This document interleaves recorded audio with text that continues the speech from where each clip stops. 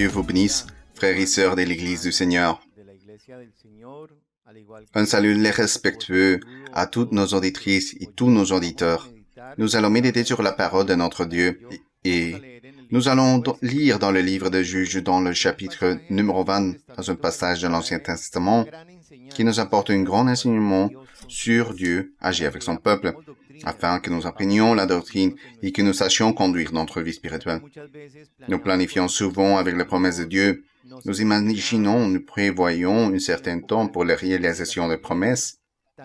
Nous imaginons aussi la façon dont ils viendront dans notre vie et nous tombons dans une erreur qui peut nous apporter l'incrédulité, le découragement et la déception à notre vie. Cette méditation se déroule au milieu d'une expérience que la tribu d'Israël ont vécue dans une guerre qu'ils avaient contre la tribu de Benjamin, ses propres frères.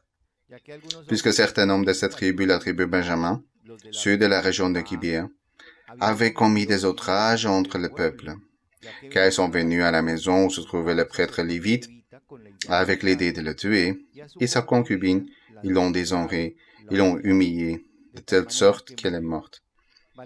Il fallait la peine de préciser que la concubine était une femme du rang inférieur autorisée par la coutume du peuple d'Israël de l'époque. Les méchancetés s'étaient multipliées, car il n'y avait pas droit, et chacun possède des actes qui jugeaient bons. Et ainsi que dans le chapitre numéro 20, où notre méditation d'aujourd'hui va se concentrer, les autres tribus se réunissent comme un seul homme pour aller contre la tribu de Benjamin, et ainsi se venger de cet acte vilain. Rappelons-nous que dans la loi de Moïse, il y avait la loi, l'œil pour œil, dent pour dent. Aujourd'hui, c'est plus ainsi, et c'est le Seigneur qui pèse le cœur, dit la Bible dans le chapitre numéro 20. Ainsi, tous les hommes d'Israël s'assemblèrent contre la ville unie comme un seul homme. Verset 12, la tribu d'Israël a envoyé des hommes vers toutes les familles de Benjamin pour dire « Qu'est-ce que ce crime s'est commis entre vous? Livrez maintenant les gens pervers qui sont à Gibéa, afin que nous fassions mourir et que nous ôtions le mal du milieu d'Israël. » Plusieurs de Benjamin se sont devenus complices de ceux qui ont accompli cette méchanceté. Ils ne voulaient pas entendre la voix des frères d'Israël. Mais au contraire, ceux de Benjamin se sont réunis dans la ville Gibéa pour sortir combattre les enfants d'Israël. La guerre a donc commencé du peuple d'Israël, des tribus d'Israël, contre ses frères, la tribu de Benjamin. Étaient de Benjamin 26 700 hommes, étant comptés de la tribu d'Israël environ 400 000 hommes. Hommes tirant l'épée, verset le numéro 18. Puis les enfants d'Israël se lèvent et grimpent à la maison de Dieu et consultaient Dieu en disant « Qui va monter de nous en premier dans la guerre contre les enfants de Benjamin ?» Demande donc le consentement du Seigneur, lui demande l'autorisation du Seigneur pour examiner s'ils pouvaient se battre contre eux. Et Dieu les a autorisés. Dieu leur donne leur permission et lui donne la réponse. Il lui dit, Judas sera la première. Tout a été approuvé par Dieu. Tout a été autorisé par le Seigneur de la gloire. Tout a été donné pour la victoire du peuple d'Israël. A été donné pour un nombre d'hommes bien supérieur 15 fois plus, et parce que la tribu d'Israël faisait le bon chose devant le Dieu, et Dieu était avec eux. Raison pour laquelle le Seigneur les a dirigés, il les a dit, Judas sera la première. Verset 20. En sortant, les enfants d'Israël combattre Benjamin, et les hommes d'Israël ont donné la bataille contre eux, aux côtés de Gibéa, mais quelque chose inattendu s'est produit. Verset 21. Sortant alors de Gibéa les enfants de Benjamin, abattus par terre ce jour-là, 22 000 hommes des enfants d'Israël. Ici, nous voyons que le Seigneur les a dit combattre. Judas était la première en quantité de passe 15 fois plus sûrement. Ils avaient la certitude, la sécurité du triomphe, parce qu'ils avaient le soutien de Dieu qu'ils allaient avoir cette victoire. Ici arrive tout le contraire. Ils n'ont pas obtenu le triomphe des enfants, mais qu'ils ont obtenu la victoire de Benjamin. Ceux qui avaient mal agi, ceux qui étaient en infériorité numérique, ceux qui avaient déplaisé Dieu. Verset 22. plus réanimer le peuple d'Israël. Les hommes d'Israël ont réorganisé la bataille au même endroit où il avait ordonné le premier jour. Et au 23, les enfants d'Israël montent et pleurent devant l'Éternel jusqu'au soir. Ils ont consulté l'Éternel. On dit, dois-je m'avancer encore pour combattre le fils de Benjamin, mon frère? L'Éternel répondit, montez contre lui. Le Seigneur encore l'approuve. Il l'autorise parce qu'ils se sont présentés devant Dieu, ils ont pleuré devant l'Éternel, ils ont consulté Dieu de la gloire et Dieu lui a dit, leur a dit, vous pouvez y aller. Et on est mis au verset 25, en ce même jour, les Benjamites sortirent du Gébéa à leur rencontre. Ils entendirent encore sur le sol 18 000 hommes des enfants d'Israël, tout tirant l'épée pour la seconde fois. Ils ont perdu la bataille de nouveau.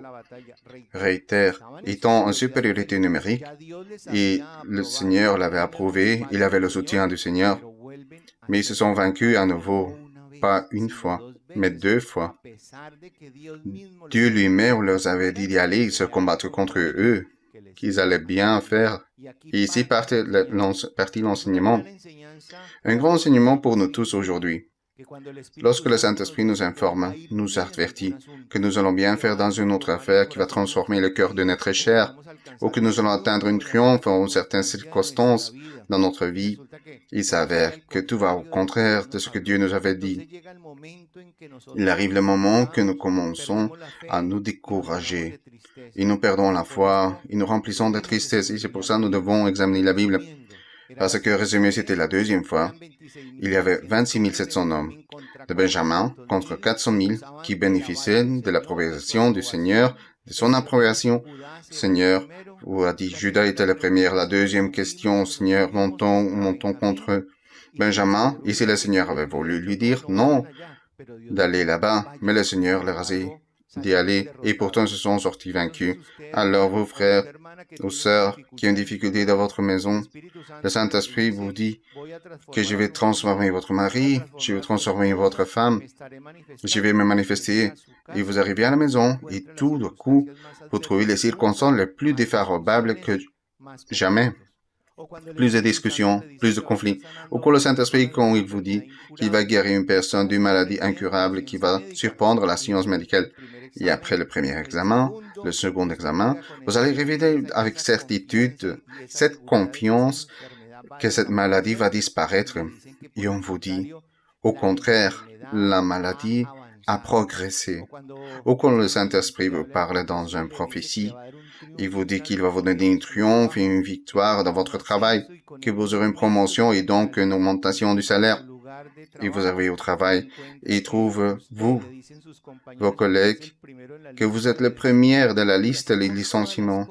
Et donc, avec toutes les choses, alors qu'est-ce que pouvons-nous faire pour cela? Le Seigneur nous a laissé dans la Bible des exemples et nous a laissé la doctrine. Quand est notre Seigneur, et au 26, puis tous les enfants d'Israël et tout le peuple sont montés et sont venus à la maison de Dieu, comme nous le faisons à consulter, à demander aussi au Seigneur, comme nous le faisons quand nous essayons de plaire à Dieu en priant, en lisant la Bible, en s'éloignant des péchés, en voulant chercher à plaire le Seigneur.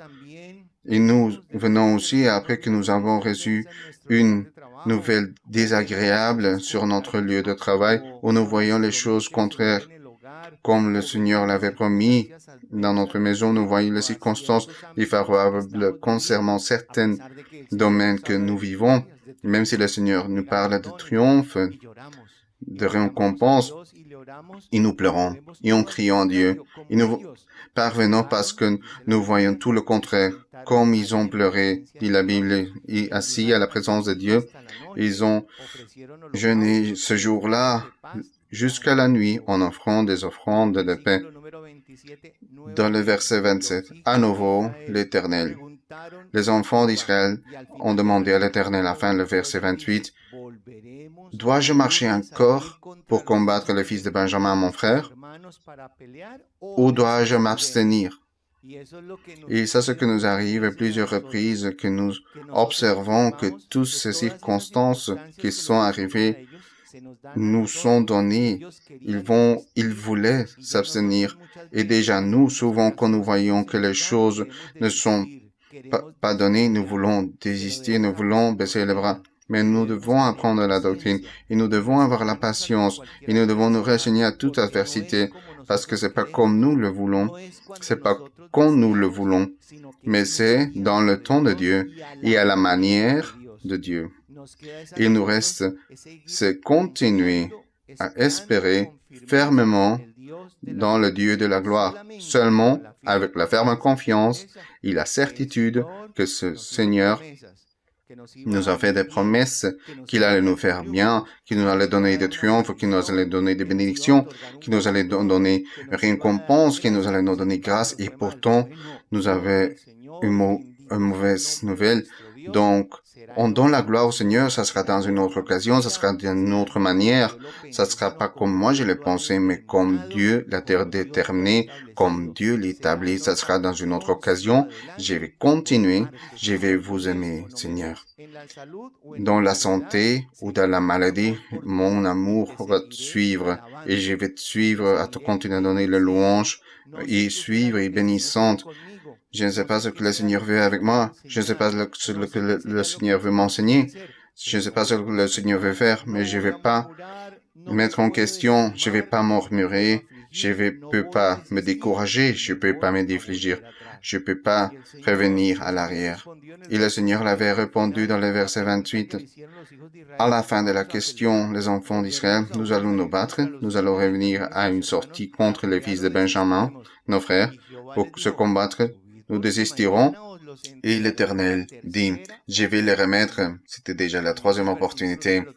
Au verset 30, alors les enfants d'Israël, contre les enfants de Benjamin, déjà la troisième jour était déjà la troisième fois qu'ils ont ordonné la bataille devant Gibéa, comme les autres fois. Verset 31, les enfants d'Israël sont sortis et les enfants de Benjamin sont sortis à la rencontre du peuple en s'éloignant de la ville et certains du peuple ont commencé à venir nous tuer comme les autres fois sur les routes. À nouveau et pour troisième fois, ils ont commencé à être vaincus et ceux de Benjamin ont tué 30 hommes d'Israël. À nouveau aperçu le désastre, recommence la perte, frères et sœurs. Cela peut arriver. Et c'est là que nous avons commencé à aller à l'arrière. Parce que nous planifions avec les promesses de Dieu. Parce que nous commençons à imaginer comment Dieu va agir. Et les chemins de Dieu ne sont pas nos chemins. L'agir de Dieu, c'est pas comme nous l'imaginons. Les pensées de Dieu sont infiniment grandes. Les pensées de Dieu ne sont pas nos pensées. Mais ce que nous avons sûr sont les promesses de Dieu et il va accomplir. Voyons ce que nous voyons, arrive quoi il arrive, ou écoutons ce que nous entendons ici au verset 28. Il y a tout ce que le Seigneur avait dit de monter parce que demain, je vais vous remettre. Et ils ont commencé à perdre.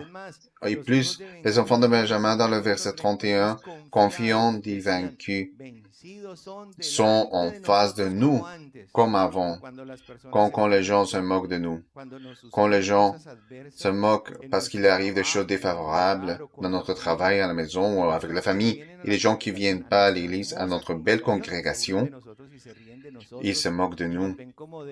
Ils nous voient comme des vaincus. Et là, le Seigneur regarde les pensées de nos cœurs. Et nous, au contraire, nous devons faire confiance au Seigneur ici. Nous voyons que c'était déjà la troisième fois. Quand ceux de Benjamin se sentaient confiants, le monde pensait que le mal régnait à nouveau, que le mal allait prévaloir comme nous l'importons parfois dans certaines circonstances de la vie. Mais ce qu'on l'un, c'est la façon que nous voyons les choses, et l'autre est la façon dont Dieu voit les choses. Parce qu'au verset numéro 34 dit, ils sont venus contre Gibée, contre ceux de Benjamin, 10 000 hommes choisis de tout Israël. Et la bataille a fait rager. Plus de ceux de Benjamin ne savaient pas. Déjà, le désastre s'approchait d'eux. Parce que nous jugeons ce que nous voyons. On prend les conclusions pourquoi nos yeux le voient. Et les choses ne sont pas ce que nos yeux ils voient, sinon les choses sont ce que Dieu détermine, dispose et l'établit. Notre Créateur merveilleux, la bénédiction nous devons et croire en Dieu, parce que lui il est fidèle, il est vrai, même les circonstances soient contraires aux promesses. Ainsi la réalité de la vie nous montre que tout le contraire de ce que Dieu nous promet à travers le Saint-Esprit. Nous devons continuer à faire confiance au Seigneur, parce qu'ici au verset 32, il disait que ceux de Benjamin vaincus sont devant nous comme avant, mais ils ne savaient pas que le mal prévalait contre eux à la fois. Et en un clin d'œil, en millimième de seconde, tout a changé, dit la Bible, dans le verset 35. L'Éternel a vaincu Benjamin devant d'Israël. Comment est grand et merveilleux notre Dieu. Alléluia. Et a commencé Dieu, il a donné le triomphe et la victoire.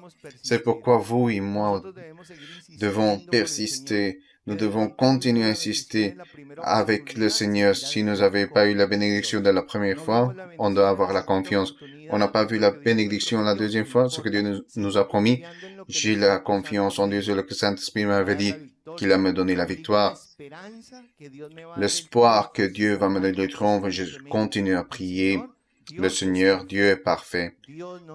Dieu ne se trompe pas. Dieu est miséricordieux. Dieu nous a emmenés à son Église de telle manière que dans une mesure où nous disposons nos cœurs, nous remercions un cœur sincère, un cœur intègre, avec un cœur droit, s'éloignant de péché. Il ne va pas nous laisser en honte. Nous continuons à prier. Nous continuons à chercher notre Dieu. Et puis, on va sensibiliser le cœur de notre Père. Il regarde notre foi. Il regarde notre fermeté. Il regarde notre conviction. Il regarde que nous l'aimons et que nous lui donnons la première place pour donner ainsi la victoire. Ils ont obtenu le triomphe à la troisième fois. Ils sont des exemples pour notre vie spirituelle, parce que ça peut être la première opportunité, deuxième, troisième. Mais quoi qu'elle soit l'opportunité, c'est l'occasion parfaite pour notre Dieu. Gloire au Seigneur. Comme conclusion, nous ne devons pas planifier avec les promesses du Seigneur. Nous ne devrions pas faire des plans avec ce que le Seigneur nous dit, parce qu'on ne sait jamais ni quand, ni de quelle façon nous l'imaginons, ou comme nous le planifions, ou comme nous le voulons l'établir. Ça sera toujours à la manière de Dieu. Beaucoup de fois, nous verrons des choses contraires à la façon de Dieu qui nous l'a promis. C'est pourquoi nous devons louer, glorifier notre Dieu, qui est un Dieu glorieux, un Dieu merveilleux, un Dieu puissant, un Dieu merveilleux, un Dieu puissant, qui est celui qui a finalement le dernier mot. Mot d'immense bénédiction pour ceux qui lui font confiance. Alléluia. Béni et loué soit le nom de notre Dieu. Nous allons prier, nous allons demander au Seigneur, dans sa miséricorde infinie, de se manifester dans chaque vie, dans chaque cœur. Seigneur, on te demande, Seigneur, et nous nous présentons devant toi, mais qui pourra se présenter devant toi ou devant ta présence? Tremble toute la terre, mais toi, dans ta miséricorde, tu te manifestes. Tu ouvres les yeux et inclines tes oreilles et tu nous écoutes. Et comme il est enseigné, nous savons que tu nous écoutes. Je te demande, Seigneur, que tu te manifestes, Seigneur, dans chaque cœur, dans chaque vie, dans chacun que tu as permis de connaître le chemin de bénédiction, de gloire, où ton Saint-Esprit nous permet à sentir ta présence et nous apprécions de tes dons merveilleux. Seigneur, tu es puissant pour bénir, pour libérer, pour guérir les maladies incurables, pour concéder les souhaits de nos cœurs, pour nous remplir de paix, pour nous remplir de joie, pour nous remplir de patience, de confiance en vous, Seigneur. Ce virus a fait beaucoup de mal, mais nous sommes dans ta main. Tu es notre refuge et notre forteresse. Enlève-le, Seigneur. Fais un miracle, Seigneur. Montre ta grandeur et ton pouvoir. Tout, on te demande et l'exprimons au nom de notre Seigneur Jésus-Christ. Frères, que le Dieu des cieux vous bénisse.